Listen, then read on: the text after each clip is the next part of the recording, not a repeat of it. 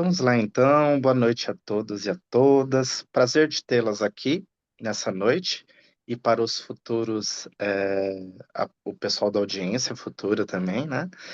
Muito obrigado por me fazer esse convite novamente. Hoje nós vamos dar andamento à segunda parte, né, do nosso curso que nós iniciamos o mês passado sobre a questão do glossário sobre a população LGBTQIA+, né?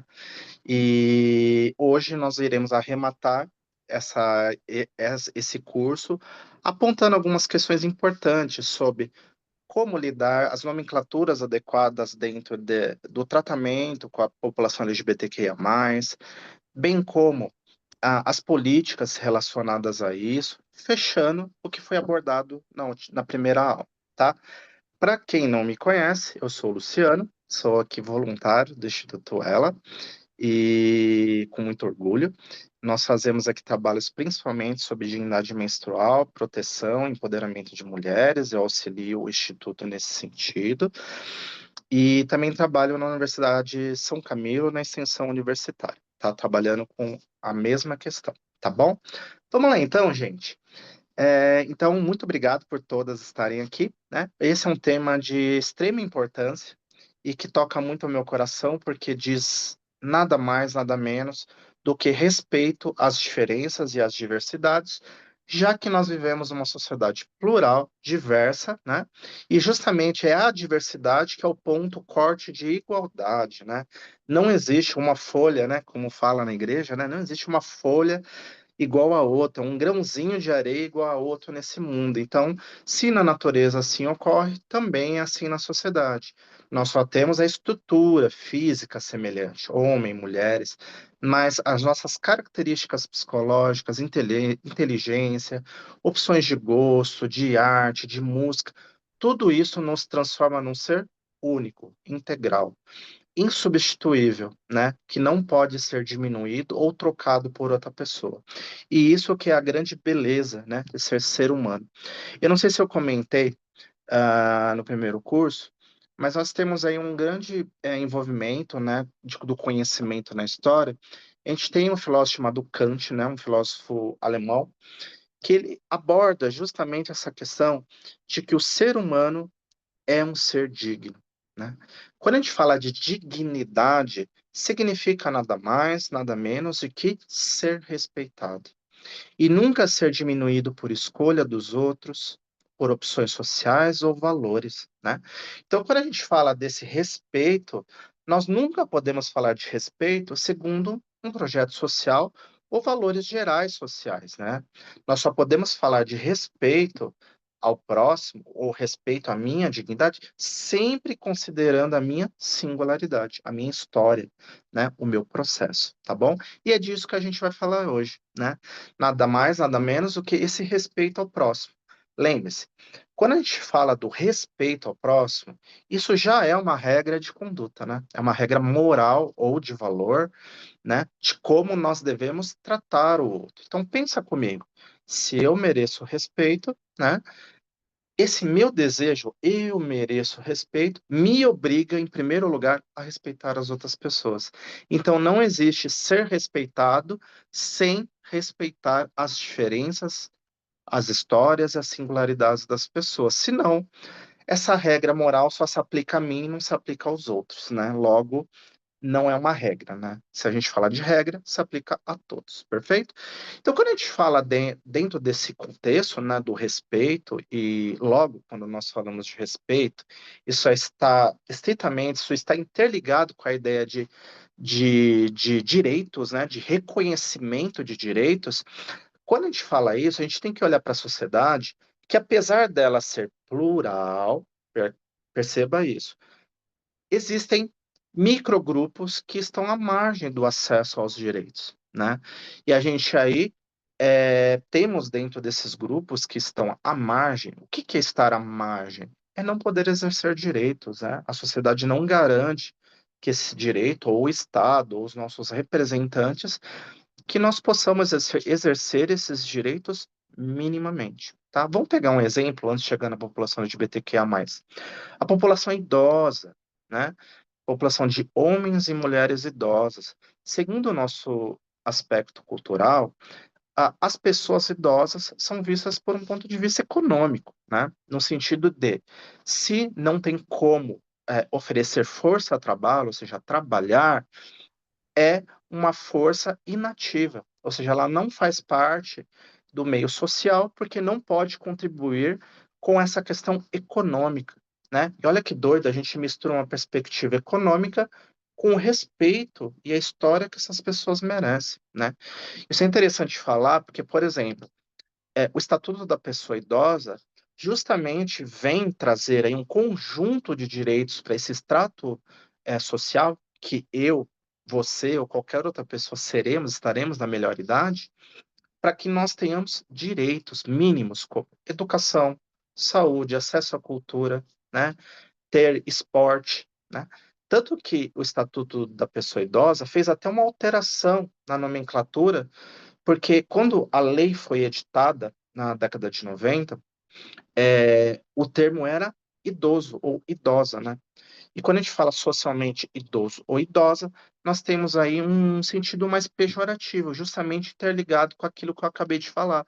Ou seja, de uma parte da sociedade que não tem, nesse sentido, né, finalidade ou importância para o aspecto econômico, né? Então, o Estatuto da Pessoa Idosa mudou para colocar antes do idoso a ideia de pessoa, ou seja, de sujeito que tem direitos, né? Então, essa ideia de ser pessoa, eu sou pessoa, você é pessoa, todos nós somos pessoas, né? E quando a gente fala em ser pessoa é ser titular de direitos e deveres. Os nossos direitos, eles estão expressos ali justamente na Constituição Federal. Quem conhece aqui a Constituição Federal, gente? Levantar a mãozinha aí para a gente saber, né? A nossa Constituição, ela foi escrita, né, e promulgada em 1988, e ela tem mais de 30 anos, e nesse sentido, então, ela veio trazer aí um conjunto de direitos para várias pessoas, né? É, na década de 80, 1988, quando a nossa Constituição ela foi elaborada, nós tínhamos acabado de passar por um período de ditadura militar, né? A gente estava no período de redemocratização do nosso país, e no seio ali da criação da Constituição, justamente no Congresso Nacional, os movimentos sociais de trabalhadores, de mulheres à saúde, inúmeros grupos de movimento de proteção dos direitos da pessoa idosa, vários desses grupos faziam pressão para que a nossa Constituição ela tivesse o caráter mais universal possível. Em que sentido? Que ela pudesse atingir e garantir direitos ao máximo de pessoas. Tanto que, se nós dermos uma lidinha ali no artigo 5º da nossa Constituição, só aproveitando, tá, gente? Se eu estiver falando muito difícil, por gentileza, me apontem, tá? Eu não quero recair no juridiquês. Espero estar explicando de maneira simples, né? Quando a gente fala do artigo da nossa, é uma regra que está ali. E é a quinta regra. A quinta regra aponta para gente que toda pessoa, todo ser humano, é titular de direitos. Quais direitos? Liberdade, vida, propriedade, segurança e igualdade. E nesse sentido, então, todos os grupos sociais que estão à margem, que não têm acesso a direitos, estão, pelo menos legalmente, reconhecidos por esses Uau, pode direitos, parecer. né? E nesse sentido, então, quando a gente fala desse reconhecimento legal, né, a gente tem um grande problema que talvez esses direitos que estão ali na lei, eles não sejam concretizados na prática, né? Então, é por isso que a gente até brinca que muitas vezes a sociedade brasileira, nós vivemos um hiato, né? Um hiato social. O que que é um hiato? É um buraco, ou seja, de pessoas ao acesso dos seus direitos, né? Teriam, em tese, no nosso país, acesso a direitos pessoas que têm condições econômicas melhores. Mas um apontamento: quando eu falo pessoas com condições econômicas melhores, eu não estou apontando que elas não têm direitos e que elas têm privilégios. Jamais isso. Eu estou apontando se elas têm direitos, os outros também têm que ter. E quem tem que resguardar isso é o Estado. perfeito? Mas grava isso, tá ali bonitinho na lei, tá escrito ali que justamente nós temos inúmeros direitos, né? Como eu acabei de salientar. Só que muitas vezes, gente, fica como uma letra morta, ou como os jovens falam, para inglês ver. Já ouviu falar dessa frase, Andressa? Para inglês ver? Ou não é da sua época, Andressa? Olha, não, nunca ouvi. Eu Sabe aquela já ouvi história? falar muito. O Eu que que é para inglês também, ver? O eu que é para também. inglês ver? É, É só fazer de conta, não é um faz de E conta. faz de conta que. faz de É, conta que é isso mesmo. Então, muitas vezes, a gente tem um conjunto de direitos, né? De coisas que as leis nos dão. Mas pensa nisso. Esse é quase um faz de conta. Tá ali bonitinho escrito na lei ou em qualquer outro papel, num caderno, num livro, mas precisamos de ações concretas para que isso seja concretizado, praticado. E aí é o que está, e é aí que está o grande problema quando nós falamos de direitos da população LGBTQIA+, né? E o seu acesso aos direitos. Por quê? Está expresso ali na nossa Constituição, ou seja, quando eu digo expresso, está escrito bonitinho na regra, na quinta regra, né? Mas socialmente é um grupo à margem, né? A gente percebe que a população LGBTQIA+, não consegue ter acesso a altos postos de profissionais. Muitos deles, como a população trans, por exemplo, não consegue trabalho formal com registro de carteira, né? A gente vai ver que muitas dessas pessoas, lembre-se, pessoas, acabam indo para o submundo da prostituição. Não estou dizendo aqui que a prostituição é indigno, tá? Mas a pessoa não consegue ter o seu deslocamento social por uma posição melhor, para ter uma vida digna, né? Vão para esse mundo, ou para outras funções e não conseguem ascender socialmente, né? E aí a gente percebe que existe um fosso, né, propriamente dito, né? E a grande pergunta é, que a gente tem que pensar agora, né, que eu proponho para todas aqui, como efetivar esses direitos, né? Por quais meios podemos efetivar esses direitos em benefício da população LGBTQIA+, né? Essa é uma pergunta essencial. Então, se está na lei ali, nós precisamos de meio para efetivá-la, né? Essa regra. E gravem isso. Essa regra, para ser efetivada, é uma regra a ser efetivada por todos. E quando eu digo por todos, eu me refiro ao Estado. Quem que é o Estado? É a prefeitura, sabe ali a UBS quando você vai, o ônibus quando você pega, né? Quando você vai fazer exame de sangue no hospital, é a prefeitura que cuida disso. Ah, isso é o Estado, Luciano? Isso é o Estado, tá? Vamos substituir o nome Estado por esses nomes mais simples? É a prefeitura, é o governador que a gente vota a cada 4 anos, são os vereadores, são os deputados, né? São dentro desse contexto, o presidente da República, os deputados federais, os senadores, todas essas pessoas, elas são eleitas para que, dentro dessa ideia de Estado, eles efetivem direitos, né? Quando nós elegemos pessoas, não é para que elas entrem na estrutura do Estado, na prefeitura e no governo, para se usufruir disso, né? Pelo menos em tese, né? Não, é para que ela concretize, é para que essa pessoa concretize direitos, criando políticas públicas de saúde, de acesso a direitos, à educação, ao esporte. Perfeito? Então, primeiro, a gente tem esse extrato que são essas pessoas públicas, né, que estão em órgãos públicos, mas não só eles, é o servidor público que está ali na ponta da UBS, o médico, a enfermeira, todos eles, perfeito? Mas, na sociedade, além do município, da prefeitura, do governo, o que existe mais? Existe nós, meu amigo e minha amiga, enquanto indivíduos, a sociedade como um todo, incluindo todas as suas diferenças, somos responsáveis pela concretização desse direito. E as empresas também. E aí, para a gente poder falar de pessoas, nós, a sociedade de empresas, a gente tem que trabalhar duas ideias aqui básicas, tá? O primeiro, quando a gente fala de sociedade, nós temos que entender que a ideia de cidadania, né, ser cidadão, essa ideia vai muito além de somente o voto a cada 4 anos no pleito eleitoral.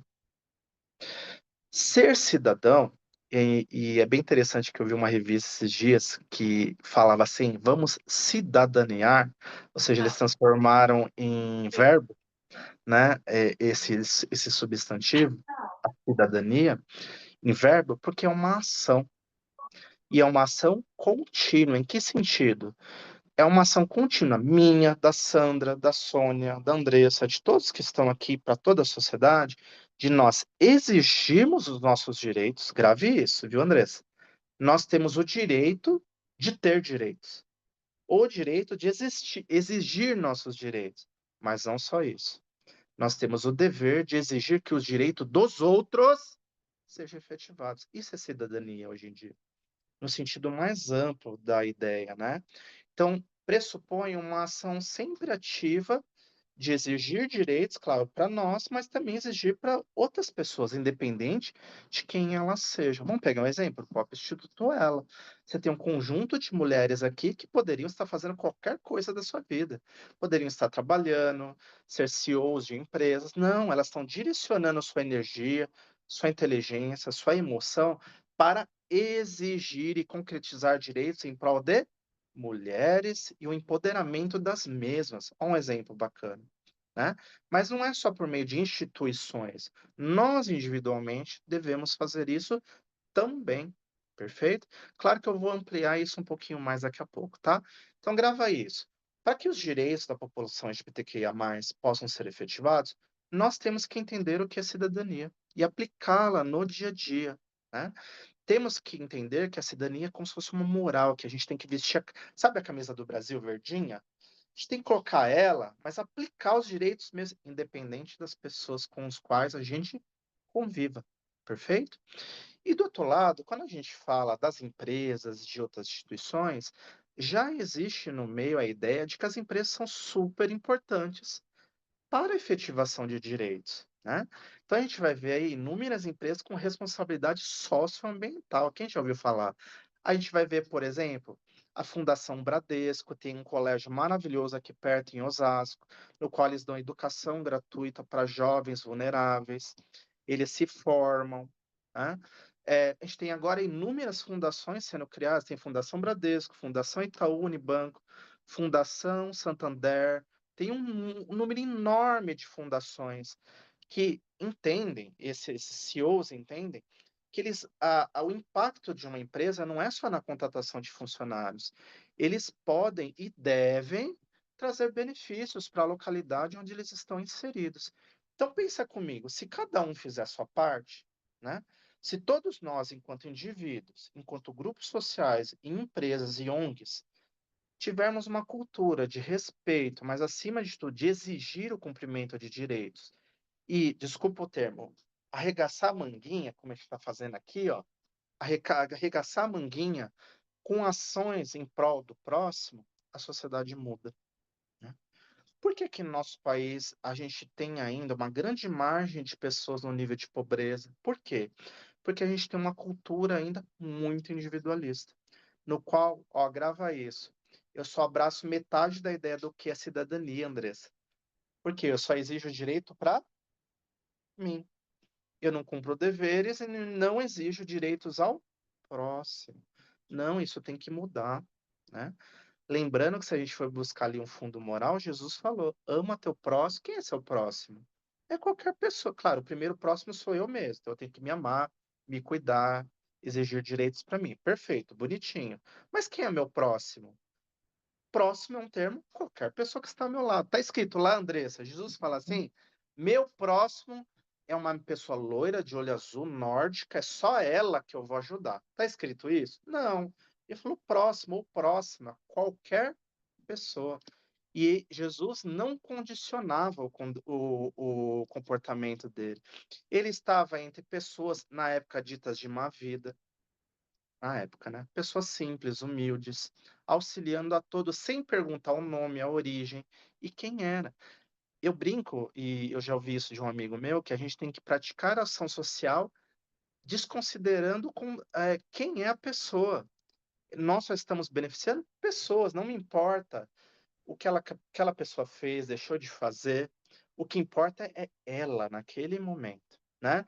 Ou pessoa sem rosto, como a gente brinca assim. Por quê? Eu estou praticando o bem ou a ação social em benefício dessa pessoa, mas eu não me importo se ela é de origem africana, europeia, ou negro, ou asiático, isso não importa. Perfeito? Então, se a gente tem esse contexto, pensa uma sociedade no qual todos nós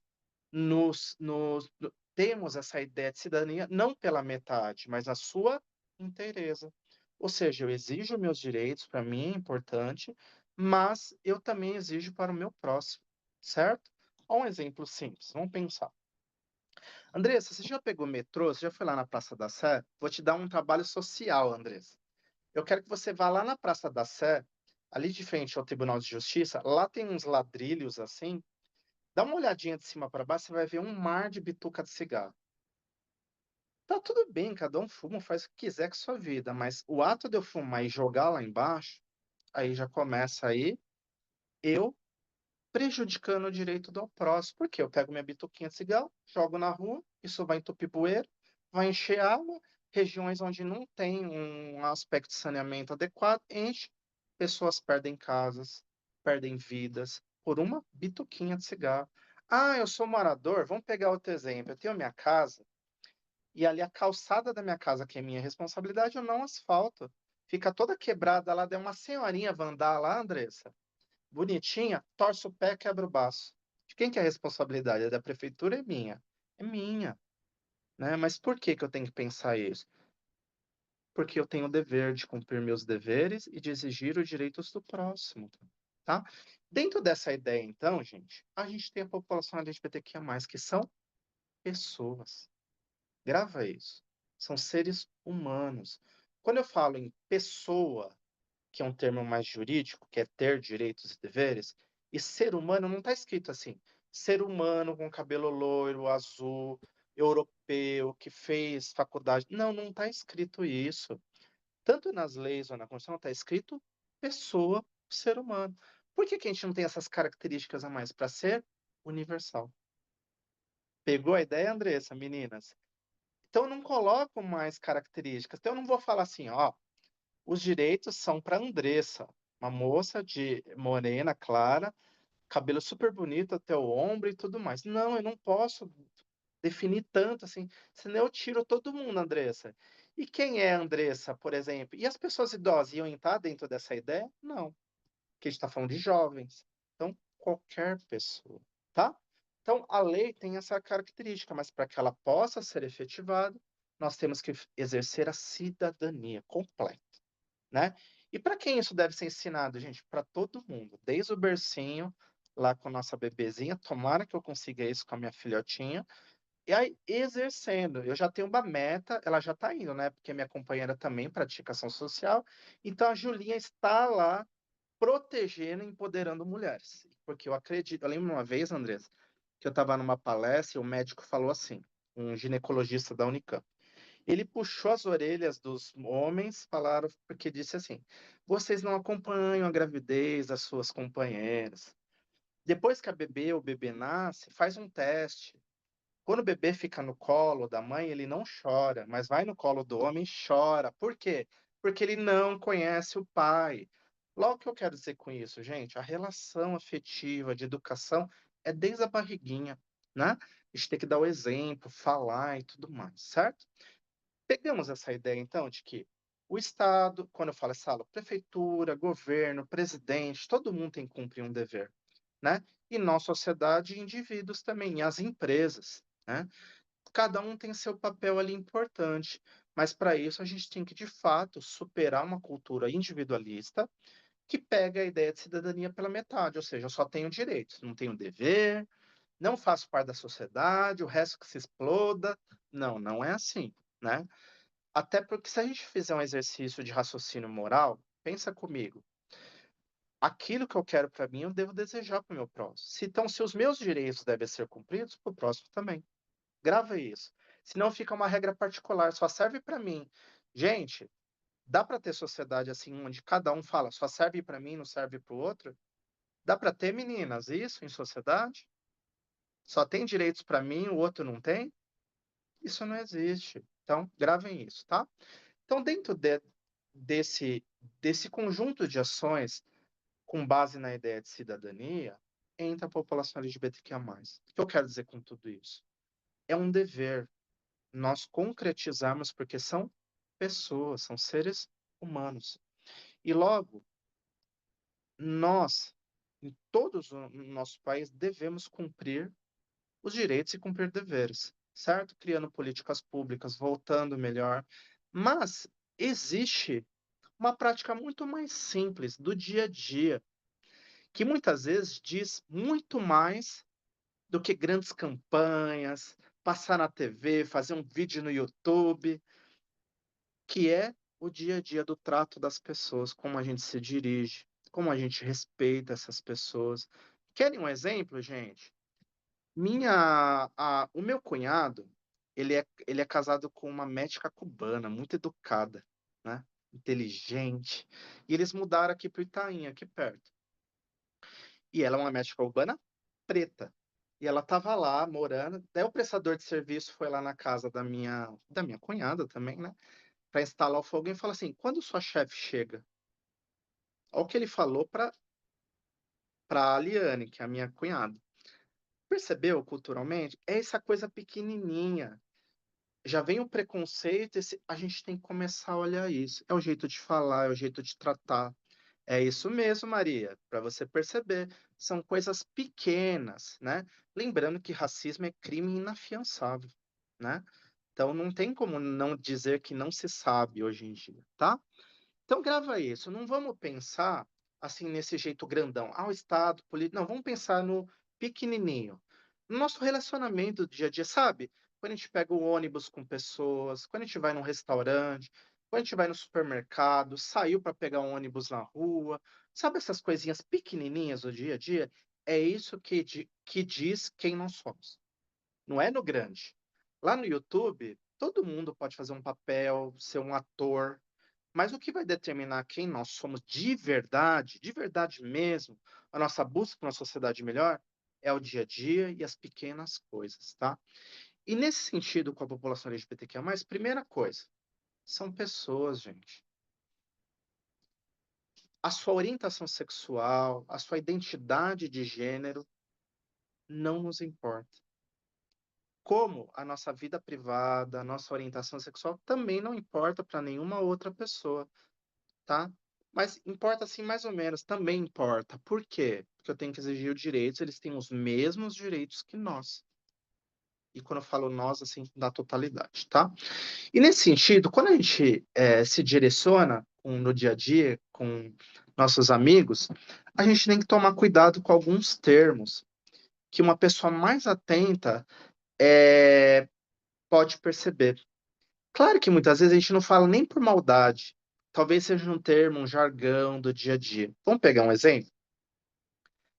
A gente vê lá um videozinho no YouTube e aparece a opção sexual das pessoas.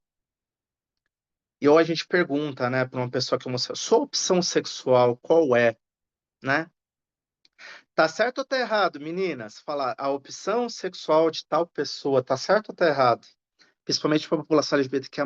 Tá, cola aqui, ó, vamos colar junto, gente. Colar também é jeito de aprender. Não tem problema. Sabe qual é o problema, gente, quando a gente fala de opção? Andressa, Sandra e Sônia, opção não dá ideia de escolha? Dá ideia de escolha, não é isso?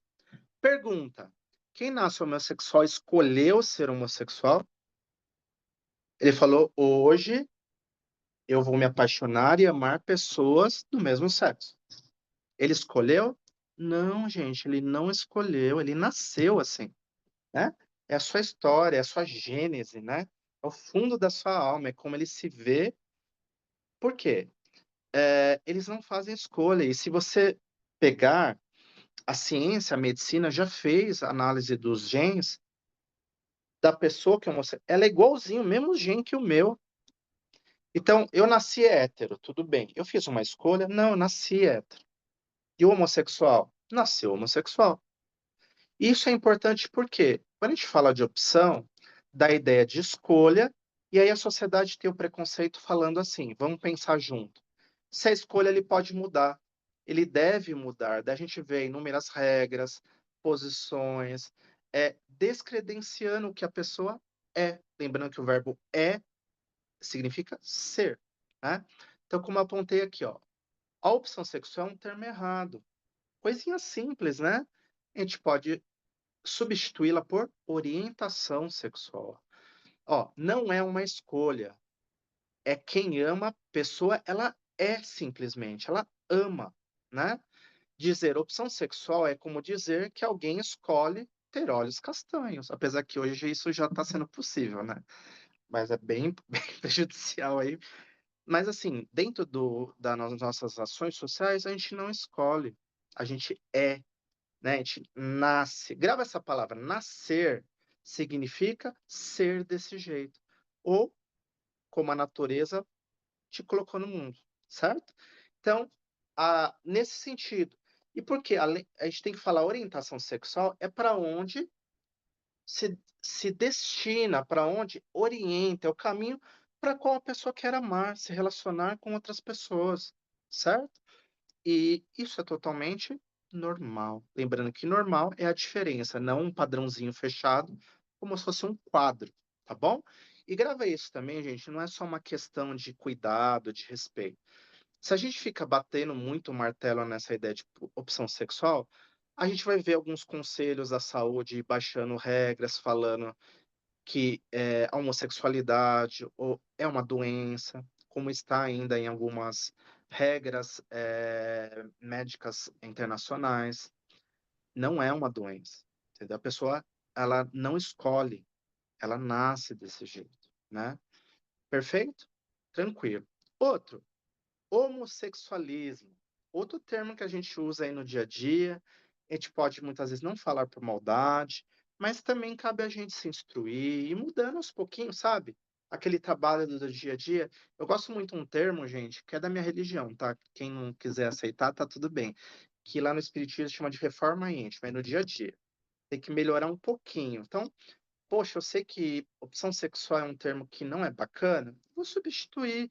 E quando eu errar, eu já me corrijo na hora. Opa, deixa eu mudar aqui, porque vai ser mais bacana, vai ser mais legal. Por que que o homossexualismo, gente, é um termo também equivocado? Porque se a gente pegar na gramática, esse sufixo ismo, né? Aqui, ó, sufixo que vem no finalzinho, significa doença. Então, a gente junta os dois. Se eu estou falando que ismo é doença e ser homossexual, logo homossexualidade é uma doença nessa palavra. Tá certo, gente? Já pensou alguém falar para mim assim, eu entender que tá falando seu doente? Praticamente é isso que a gente está falando. Talvez muitas vezes sem saber, mas agora que a gente sabe, a gente muda. Ó. O sufixo ismo sugere doença, enquanto homossexualidade significa reconhece a qualidade dessa pessoa na sua diversidade, né? O sufixo idade, né, significa qualidade, é algo que a pessoa é, e tá tudo certo. Então, percebeu que uma pequena palavrinha muda todo o sentido? Eu sei, gente, que hoje em dia tem muito essa questão de que a gente fala que a gente está numa sociedade do mimimi. Eu não acho bem assim, para te falar bem a verdade, tá?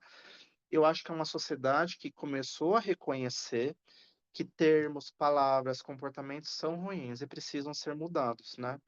Talvez aparenta mimimi para aqueles que praticam essas ações, né?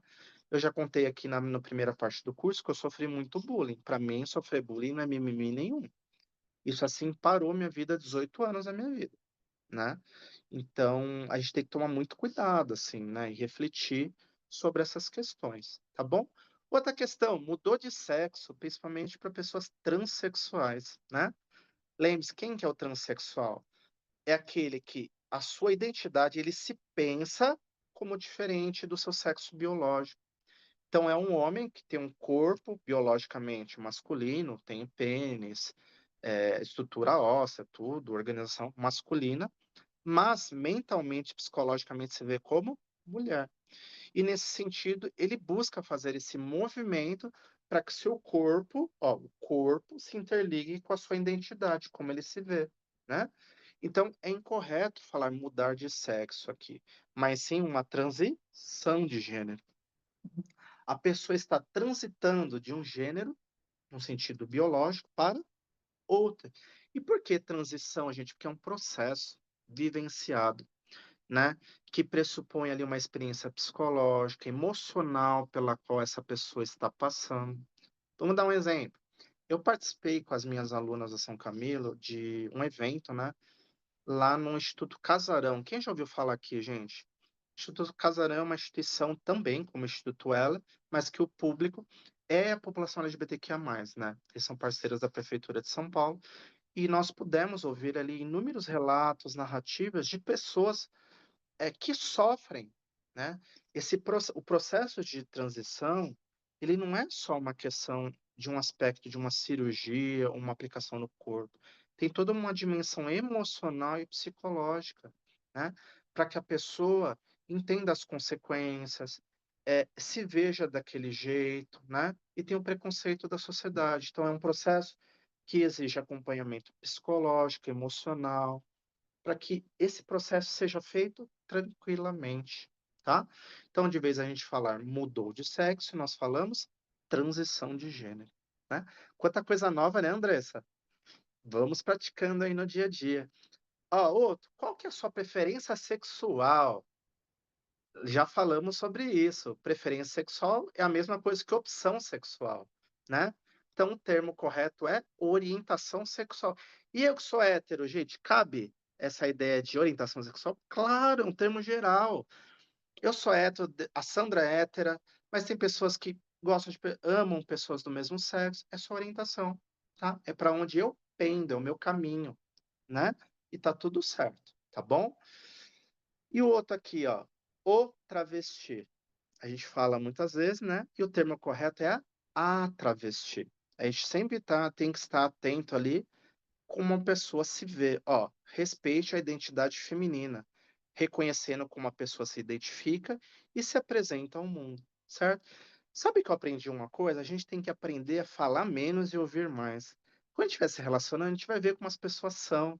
E a gente começa a moldar um pouquinho o jeito de falar, isso é muito gostoso, gente. A gente aprender a observar mais. Eu brinco, Andressa e minhas amigas, que as pessoas falam pelos olhos. A gente não precisa falar. As pessoas expressam a existência pelos olhos, pelo jeito de falar, pelo seu gestual. E cada um tem sua singularidade, né? E conforme a pessoa fala, a gente vai adequando.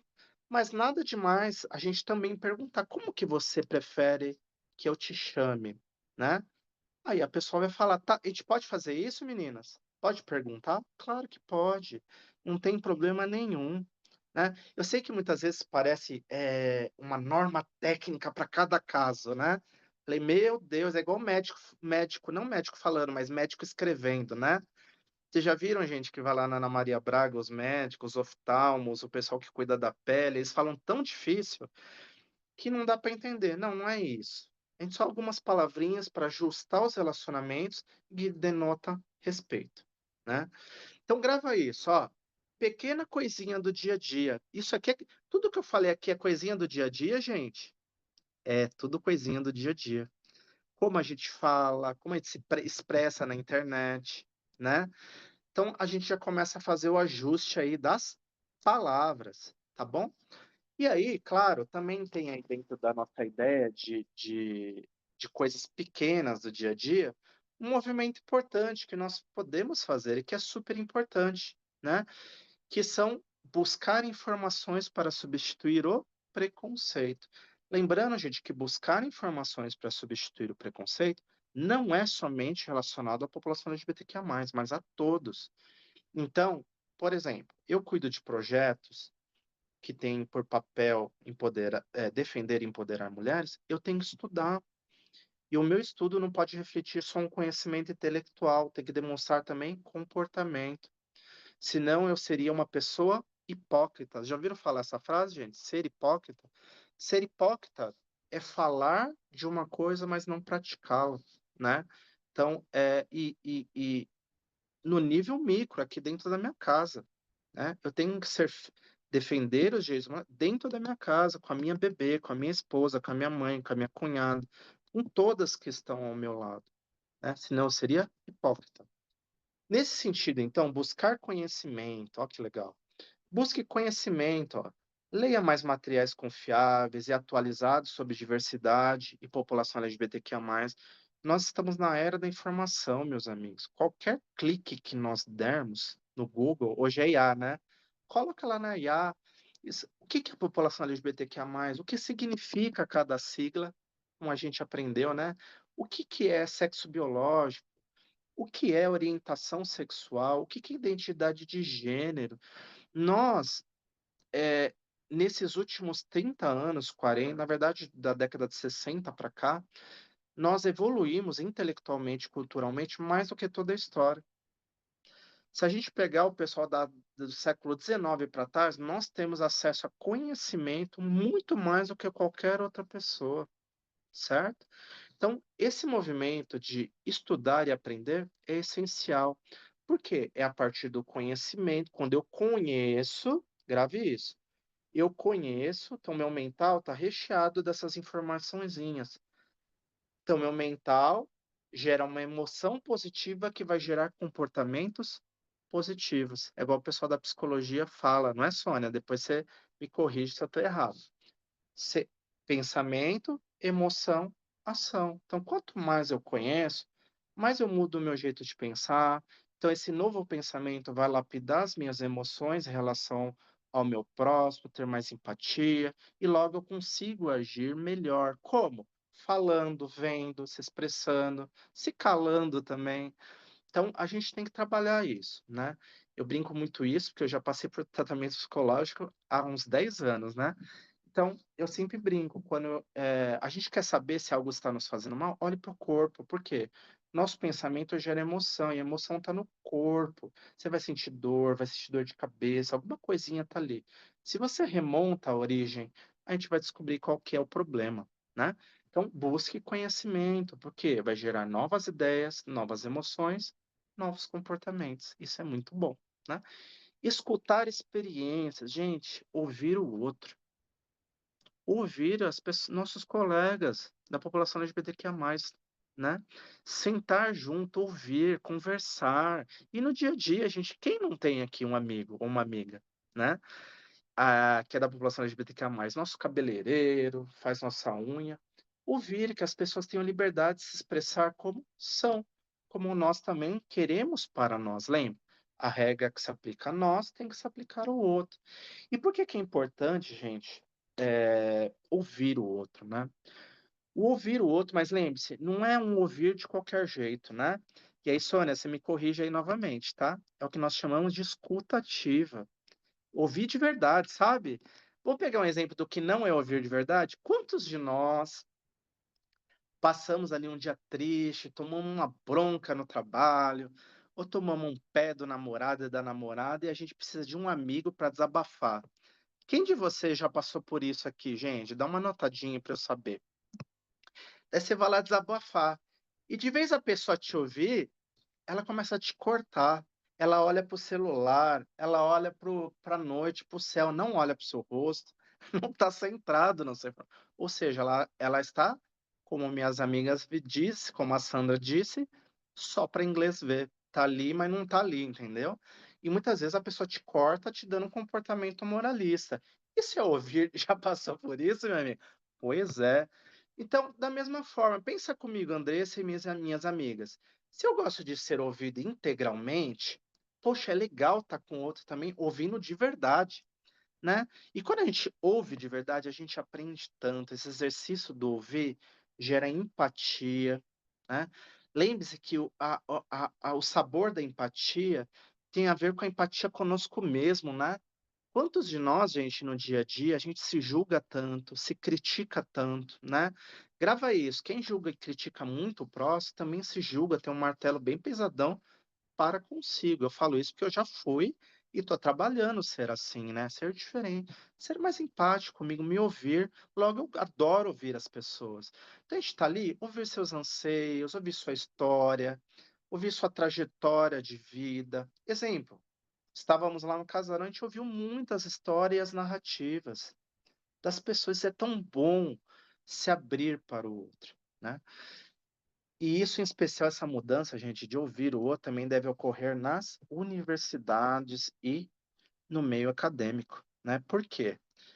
Porque ouvir a narrativa dos outros é algo meio não acadêmico, né, a gente gosta daqueles textos bem não, tem que ter no espaço acadêmico, em universidades, escola, ouvir pessoas. Isso é tão, benéfico do que só ler um texto.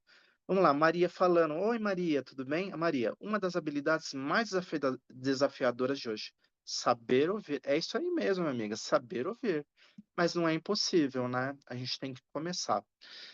Terceiro, usar uma linguagem respeitosa, gente, aprender termos corretos, como nós aprendemos agora, e usar uma comunicação inclusiva, né, que inclua as pessoas. E lembre-se, essa comunicação não deve só ser de falar, mas de integrar. Isso deve se expressar pelo nosso comportamento, né? E vem junto com essa questão, como minha amiga está falando, a Sandra aí, ó, contribuir. Ouvir é diferente de escutar. Isso mesmo. Define pra gente aí, ô Sandra, por gentileza, para eu poder aprender aqui também. Então, a gente está ouvindo ou escutando, mas aí eu vou pegar aqui o apontamento da Sandra. Por favor, Sandra.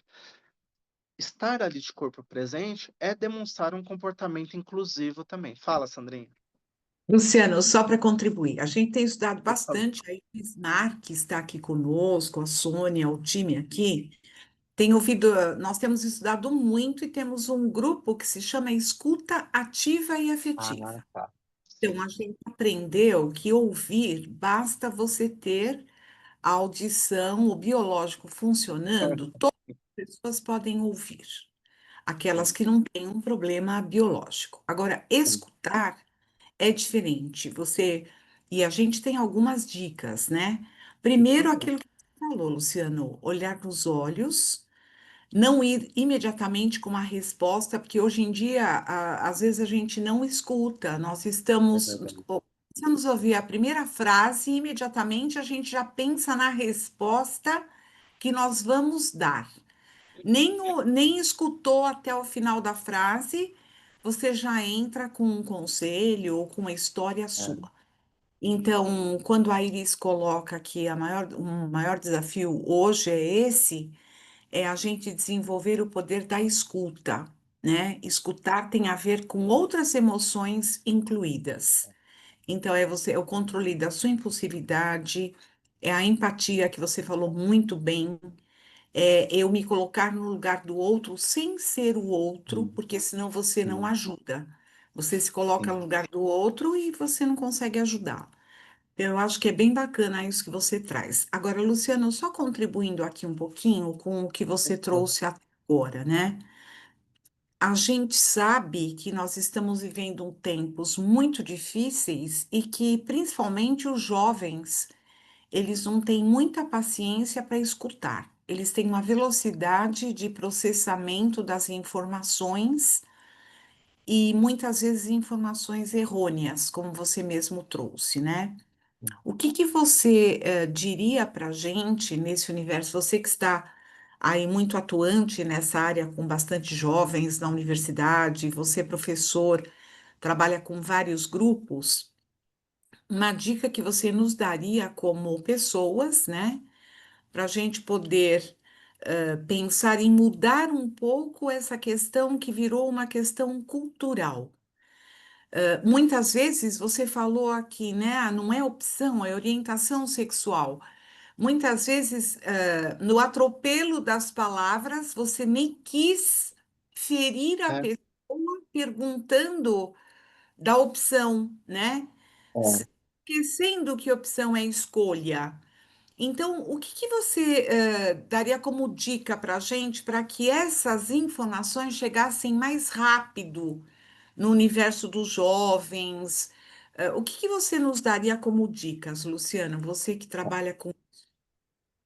Vamos lá. O que eu vou responder, mas segundo minha experiência vivida, tá? Eu não tenho formação teórica, acadêmica sobre isso. Tenho uma experiência de erro e acerto, que é o que eu aplico. Eu tenho um métodozinho do que eu vejo de mundo e como eu me relaciono com as pessoas. Vamos lá. Primeira coisa, a gente tem que entender quem são esses jovens, primeiramente, né? E hoje a gente tem uma cultura, normalmente, também de um aspecto muito negativo, de ver esses jovens como um aspecto muito negativo. Eu não faço esse movimento, né? Eu acho que eles têm muita coisa boa, como nós também na nossa época tínhamos. Por exemplo, eles falam dos anseios deles, das dificuldades, eles cobram quando está errado, né? E a relação com o outro, principalmente eu enquanto professor, eu aprendi algo muito na prática com eles. Não se exige respeito e não se exige autoridade. Se exemplifica o respeito e se exemplifica a autoridade. Como? É o comportamento do dia a dia com esses jovens. Primeira coisa, eu tenho que modular o jeito que eu falo com eles. Então, quando eu falo com jovem, eu falo igual jovem. Brinco com eles, tenho uma relação afetiva de sentar ao lado, conversar. Vários dos meus alunos, eu sei a história de vida deles.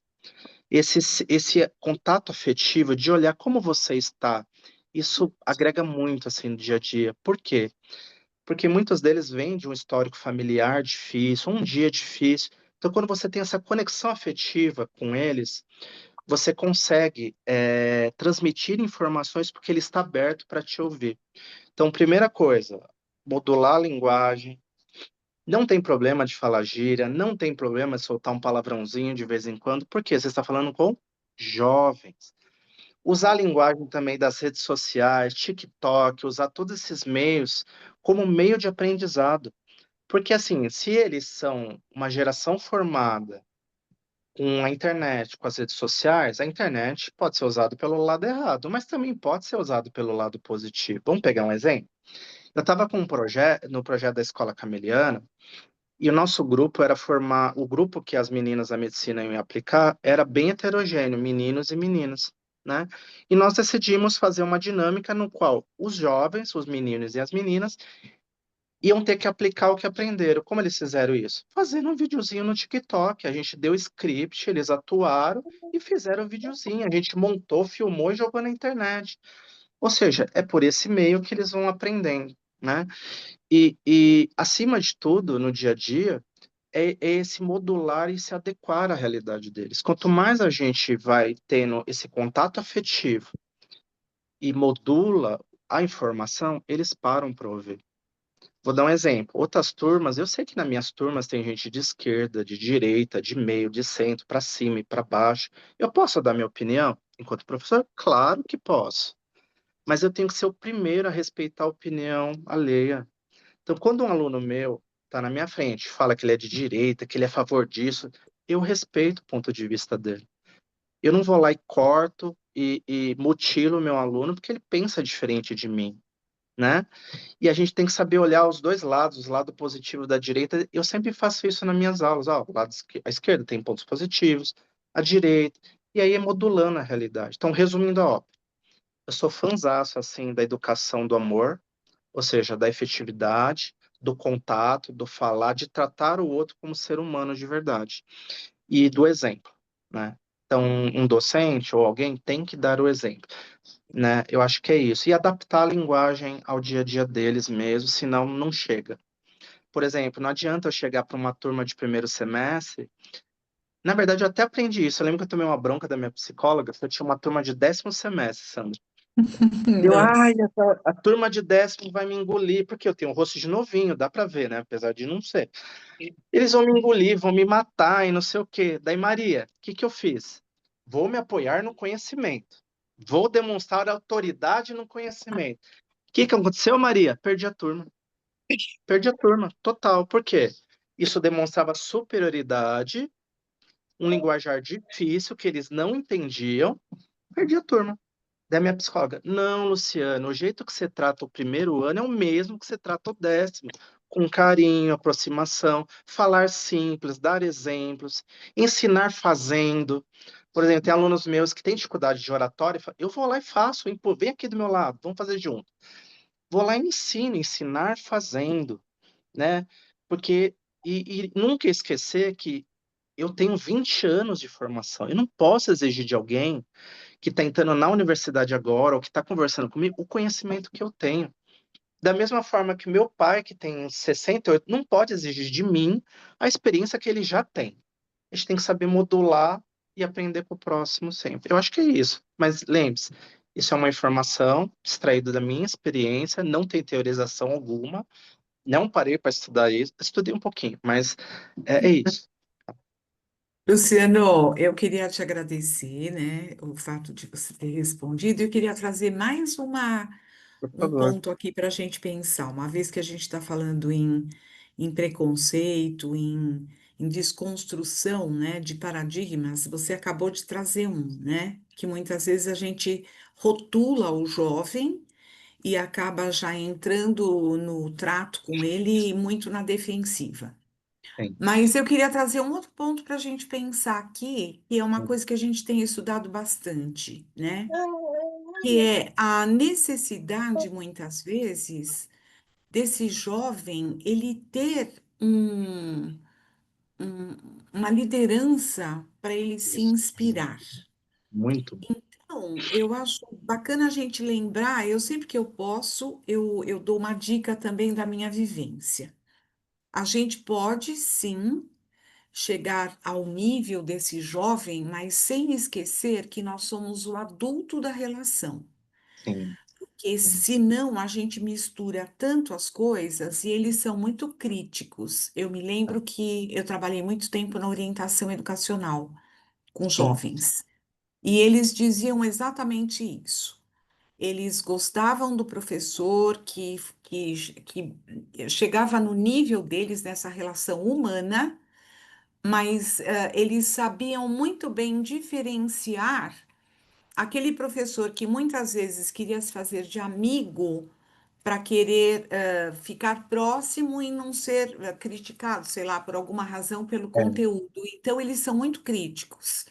Eu acho que sim, também, como experiência de vida, a gente pode se aproximar e deve, afetivamente, mas sempre lembrando que nós somos o adulto desta relação e que esse concordo. jovem, ele precisa de um modelo de inspiração Sim, para quando ele tiver dúvidas ou ele estiver em conflito, ele sabe a quem ele pode procurar. Mas eu queria chamar a Irismar, se você me permitir. A Irismar, ela faz pode, um pode, trabalho por favor. bárbaro com os jovens, né? Ela atua muito próxima. Como é que você vê essa questão, Irismar?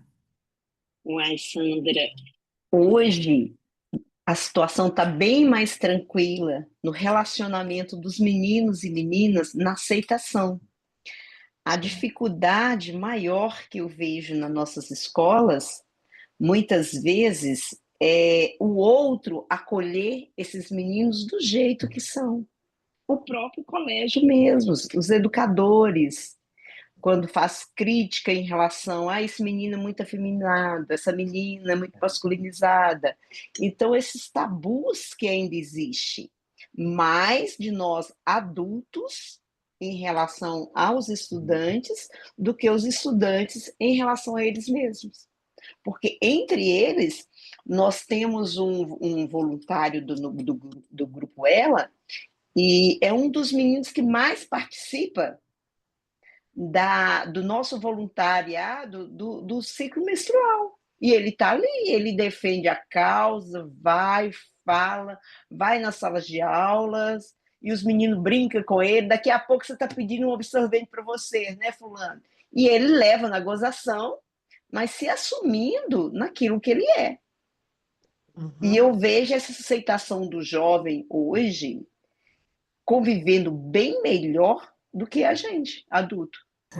Com certeza. E até aproveitando isso que a Iris comentou, né, sobre as colocações dos adultos perante esses jovens, eu queria trazer um pouco a pergunta para o Luciano. Como você vê, Luciano, as dores dessas orientações sexuais? como eles lidam, porque eles sofrem, né? A gente Sim, percebe que não é algo que é super tranquilo, né? Há sim. uma dor por causa da cobrança social, por causa da cobrança familiar, por causa muitas vezes da própria cobrança deles, né? Como que você tem visto esse trabalho com relação a esses fatores emocionais? Então, posso responder? Não estou vendo. A gente não vê isso nos colégios, a gente não vê isso nos espaços públicos, né? E aí eu vou responder novamente falando da minha experiência, tá? Eu acho que a gente tem que ter olhos de ver, primeira coisa. O que que é olhos de ver? Perceber justamente a dor. Eu aprendi, justamente fazendo psicoterapia, que a gente não tem como esconder a dor. Por mais que a gente crie uma máscara social, os olhos falam. A gente vai soltar. E muitas vezes a dor daquela pessoa ela vai ser expressada por uma palavra solta. Então, ter ouvidos de ouvir e olhos de ver ajuda muito a entender aquela situação que aquela pessoa está passando. E aí, nesse sentido, eu acho que um primeiro movimento tem a ver conosco, adulto, então eu concordo com vocês, da gente aprender não só estarmos na frente diante de jovens ou de pessoas e nos entendermos como pessoas que passam conteúdo. Não.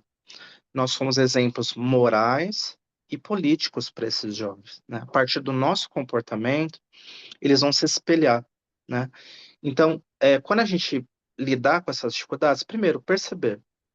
E segundo, naturalizar. Acho que isso é uma palavra assim super importante e que naturalizar significa como normal, né? Criar um espaço no qual essas dores que estão subjacentes, escondidinhas, possam ser postas para fora, que essas pessoas não sejam julgadas por isso, né?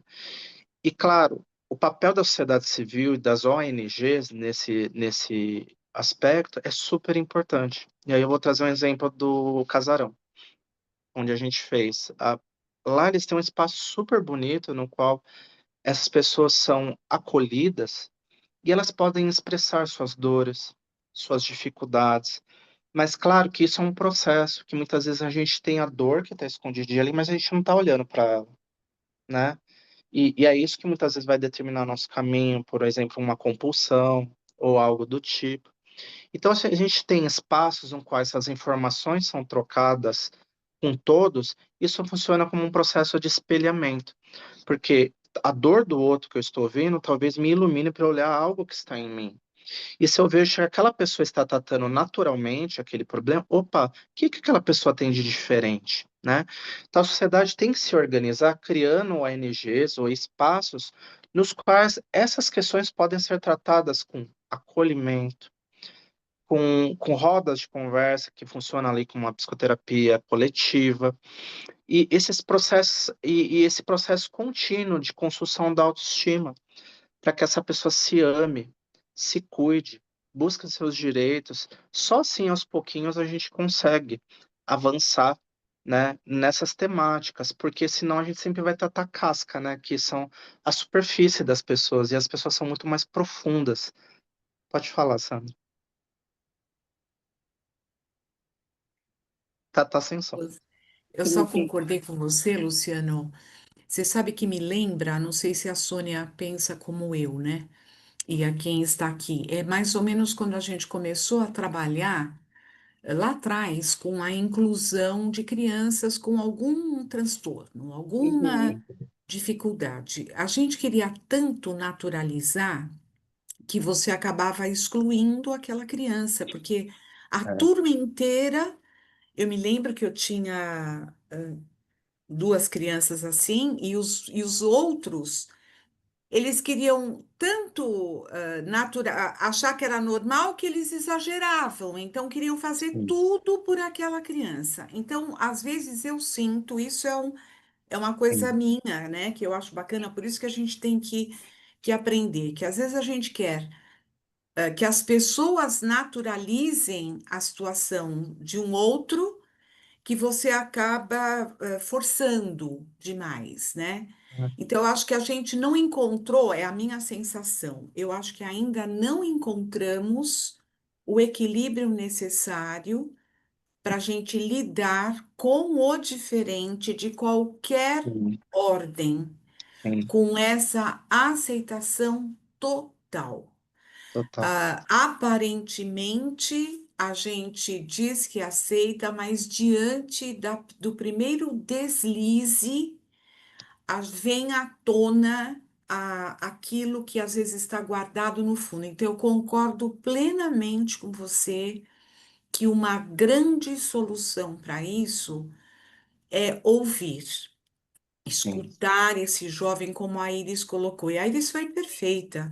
foi. Eles se aceitam muito mais do que nós adultos os aceitamos. Sim, Então, eu acho que é um movimento, na minha cabeça, sempre fico pensando, tem que ser de cima para baixo. Como é que eu informo, como é que eu desconstruo algumas coisas? Porque tem até hoje, né? Eu vejo em famílias que muitas vezes acontece isso, os avós, por exemplo, os tios, conversando aqui muito com a menina que está aqui comigo em casa, ela disse assim: o próprio pai e a própria avó, elas nomeiam e discriminam. Então, como é que eu vou te dizer? Foi uma coisa que veio, né, ao longo do sim. tempo. E aí, uma outra coisa que eu queria trazer aqui para a gente pensar, e você dizer isso. Não sei se é coisa da minha cabeça, tá? Que eu vou trazer aqui. Mas às vezes não tem um exagero por parte de alguns de querer mostrar tanto que é diferente, que isso, as pessoas olham até um pouco assustadas, vamos dizer assim. Não sei se é um mecanismo de defesa, né? Pode ser, é um mecanismo de querer dizer, olha, eu sou tão igual, mas às vezes eu percebo que eu escuto isso, né? Que às vezes existe um exagero muito grande, quase que um comportamento agressivo em relação aos outros, para querer, talvez para camuflar uma dor, que é o que a Sônia trouxe. Dói tanto que eu me defendo dessa dor, reagindo violentamente, né, Sônia? Não sei se pode ser isso um mecanismo de defesa. Luciano.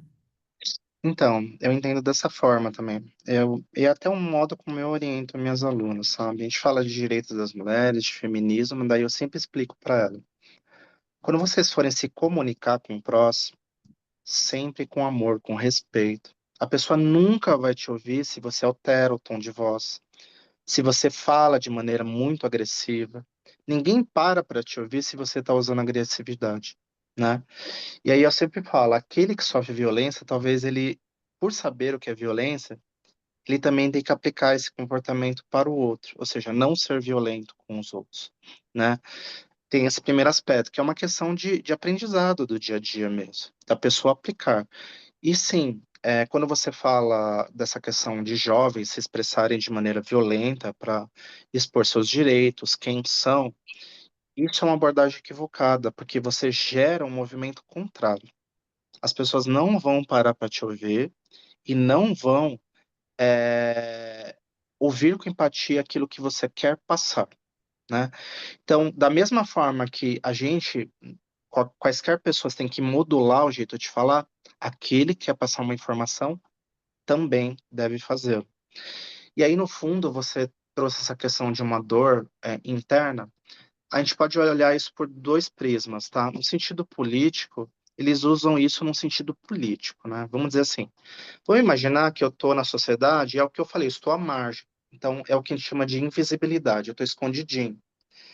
Para que eu possa ter acesso ao direito, eu tenho que me mostrar. Então, é uma ação política que eles fazem, né? Então, essa ação política, me veja, eu sou assim e eu quero ser aceito dessa forma, né? Talvez, Sandra, o erro não seja falar eu sou assim e dessa forma, mas o modo como eu falo, que é o que você introduziu, a violência, que é a violência verbal, principalmente, né? Uhum. Por exemplo, Maria, você está ali com um aluno seu, um estagiário ou um voluntário. Se ele for agressivo com você, você já torce o nariz. É algo Nossa. natural nosso. Eu estou sofrendo violência, entendeu? E sim, e aí indo para um outro lado. Eu acho que não posso generalizar, mas sim, no fundo tem uma dor ali que muitas vezes a pessoa expressa isso por meio da violência. Mas isso tem a ver também com o modo como ele foi tratado na base. Ele só dá ao Uhum. mundo aquilo que ele aprendeu, entendeu? Então, o jovem que expressa violência, ele sofreu violência pela sociedade ou no seio familiar. Então, ele expressa aquilo que ele tem. Ele não pode falar aquilo que ele não tem ou não aprendeu, né? Então, quando a gente fala para ter esse mundo diferente, é a educação desde a base, mas com exemplo, com respeito, com todas as questões que você trouxe mesmo. Eu sei que não é fácil. E eu acho que tem um outro Uhum. ponto também, que eu acho que você deixou bem claro, é a gente tem que parar com essa questão também de violentar quem está aprendendo. Igual você falou, a gente tem um conjunto de Sim. palavras novas, né, que eu tenho que aplicar. Mas, gente, calma, tá todo mundo aqui aprendendo no seu processo. Você está no seu processo de identificação, de crescimento, de se apresentar para a sociedade, e eu estou no meu processo também de readequar. Pode falar, Maria.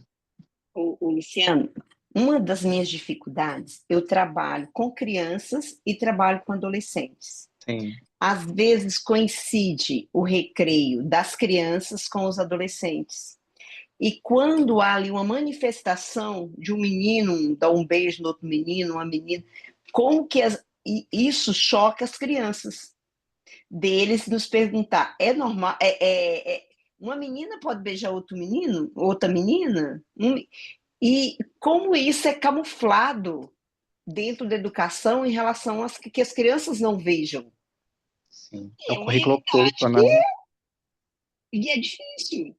É difícil. Para Mas nós, acho que educadores, esses dias mesmo, uma menininha de 5º ano viu duas meninas beijando na festa junina. é, Professora, menina pode beijar menina? Minha mãe falou que não pode. E pode? E aí? bom, eu acho que, Maria, acho que o caminho é falar sobre o tema, mas não é falar só falando. O que que eu quero dizer Sim. com isso? A criança ela tem que sentir. O que que eu quero dizer com isso? É criar oficinas para esses jovens, no qual eles aprendem, mas são colocados no lugar do outro, né? Então, você tem várias dinâmicazinhas que você pode trabalhar com jovens, no qual eles se colocam no lugar dos outros. Vou dar um exemplo. Eu estava com os jovens e eu queria explicar para os meninos que a violência contra a mulher é um problema social, e para eles não entendia, isso daqui que eu fiz. A gente pegou um barbante bem grandão, assim, foi amarrando do dedinho de cada um, né? Daí formou, assim, um círculo enorme. E eu brinquei, ah, você é vó dele, primo, não sei o quê. Daí eu falo, pratica uma violência agora. Ele pegava e puxava a linha, assim. O que estava no lado era puxado e sentia no dedinho apertando. E aí, depois que a gente foi terminando o processo, eu expliquei, o que que vocês aprenderam com isso? Poxa, a violência é social, né, professor? É, né? E aí falei, imagine você no lugar de uma mulher passando por isso. Você gostaria? Assim, são pequenas coisinhas, a gente trabalhar mesmo oficinas. E, claro, respeitar a diferença. Respeitar esse histórico que você falou que vem da família. Porque muitas vezes a gente quer ensinar. Tá terminando? Eu já vou acabar. A gente quer ensinar, mas a gente violenta aquele que não pensa igual a nós. Porém, a gente vai ter um jovenzinho que fala: ah, não, eu acho que mulher não tem que jogar futebol. Eu não Uhum. posso ali na frente violentar esse jovem. Ah, você tá errado. E não sei o que. Fala, respeite sua opinião, tá tudo certo. E abraçá-lo afetivamente. Esse é o papel do educador. Eu entendo dessa forma, tá? Ô, Ok. Luciano, uma delícia, né, esse curso. Acho que a gente estamos aí nos nossos finalmente. É um assunto que não se esgota. Você foi Sim. perfeito. A gente começou com você, né, tratar dessas temáticas. Em agosto a gente continua com o Tiago Florencio, que é um psicólogo especialista para cuidar dessa temática também, de educação sexual, enfim.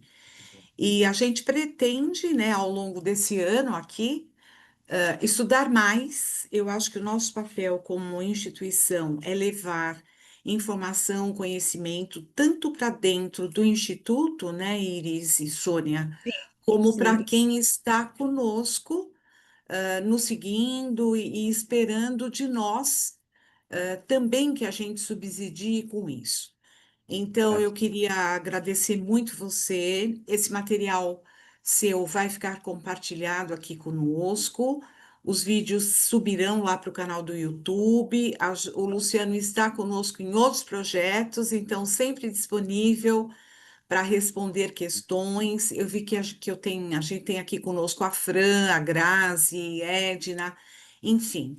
Isso vai ficar no nosso canal do YouTube. E se você quiser dar aí algumas palavrinhas finais de despedida da nossa noite, Luciano, fique à vontade.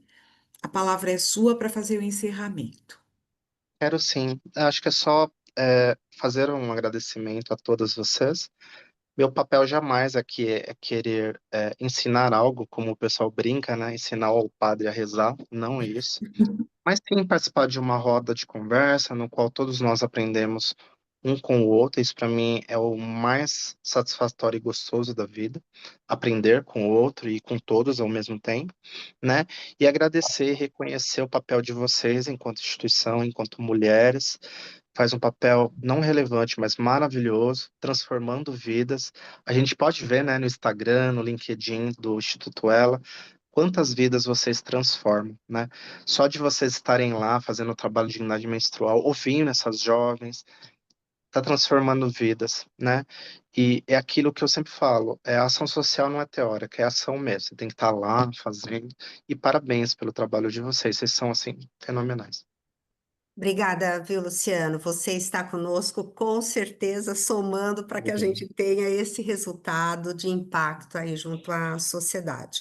Aprendemos muito hoje com você. Obrigada pelas orientações, pelas dicas, né, da terminologia Uhum. correta para nós usarmos. E, enfim, gratidão e desejo aí muitas felicidades para você nesse seu Obrigado. momento lindo de vida, que vai Ai, nascer com logo certeza. a sua filhinha. É, E obrigada, meninas, por vocês estarem aqui com a gente também, tá bom?